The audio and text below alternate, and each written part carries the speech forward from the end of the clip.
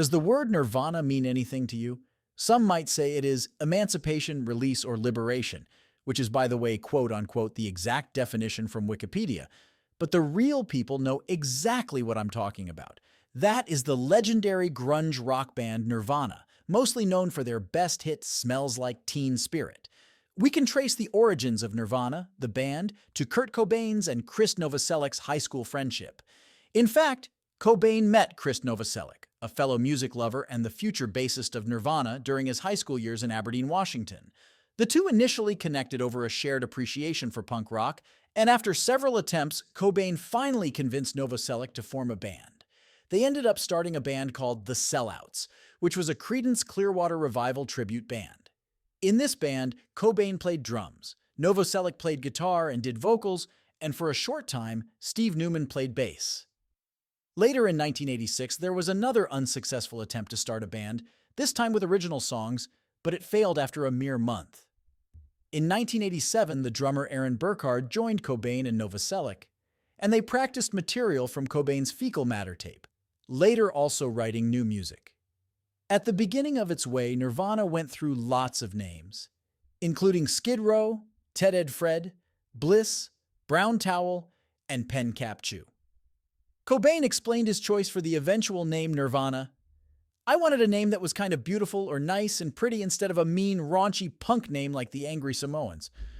The first time the band actually played under the name Nirvana was on March 19, 1988, at the Community World Theater in Tacoma, Washington.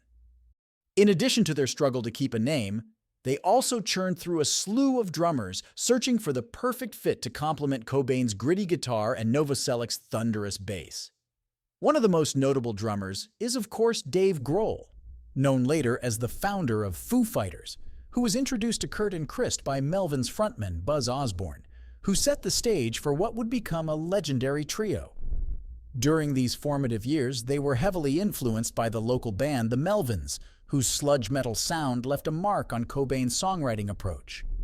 Cobain was a frequent attendee at Melvin's practices, absorbing their sound and ethos. He admired their dedication to musical integrity over commercial success, a principle that would guide Nirvana's approach to the industry. The Melvins' drummer, Dale Crover, even played on Nirvana's early demos and briefly filled in as their drummer before Grohl joined. In 1989, Nirvana signed a contract with Sub Pop Records and released their debut album, Bleach. While it didn't initially make waves, the raw sound and Cobain's powerful songwriting hinted at what was to come. Songs like About a Girl stood out, showcasing Cobain's knack for melody.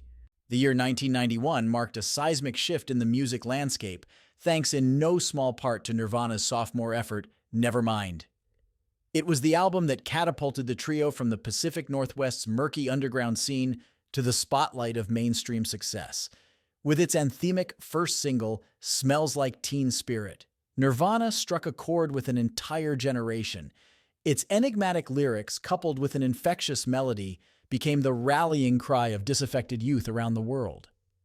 The song's iconic music video, featuring a chaotic high school pep rally that descends into anarchy, became an MTV staple and is often credited with bringing alternative rock to a mass audience.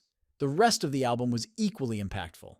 From the haunting melodies of Come As You Are to the guttural screams of Lithium and the poignant introspection of Something in the Way. Initially, DGC Records, the band's major label home, had modest expectations, pressing only 50,000 copies for the initial release. However, Nevermind exceeded all forecasts, selling over 400,000 copies a week by January 1992. It eventually displaced pop royalty like Michael Jackson from the top of the Billboard charts, a testament to its widespread appeal and the shifting tides of musical culture. After the success of Nevermind, Nirvana faced the task of following up on one of the most influential albums of all time. The result was In Utero, released in September 1993, a raw and unflinching record that would further cement the band's legacy. For In Utero, Nirvana sought to return to their raw, abrasive roots. They enlisted Steve Albini, known for his minimalist recording techniques, and work with Pixies and PJ Harvey to produce the album. Albini's approach focused on capturing the band's natural sound, often recording live takes with minimal overdubs. The sessions took place over 2 weeks at Pachyderm Studio in Cannon Falls, Minnesota, where the band worked to craft the album's distinct sound. In Utero showcased a band that had grown musically and personally. Tracks like Heart-Shaped Box and Rape Me were laden with complex introspective lyrics and a sound that oscillated between hauntingly melodic and jarringly aggressive. The album's closer, All Apologies, offered a more subdued and reflective Cobain, rounding out the intense journey of In Utero with a sense of resignation and peace. Critics hailed In Utero as a masterpiece, praising its uncompromising vision and raw power. Fans embraced the album's authenticity, and while it was a departure from the more polished sound of Nevermind, it resonated deeply, debuting at #1 on the Billboard 200 chart. Following the release and success of In Utero, Nirvana started on a supporting tour. The intensity of their live performances remained as electrifying as ever, but the tour was fraught with challenges.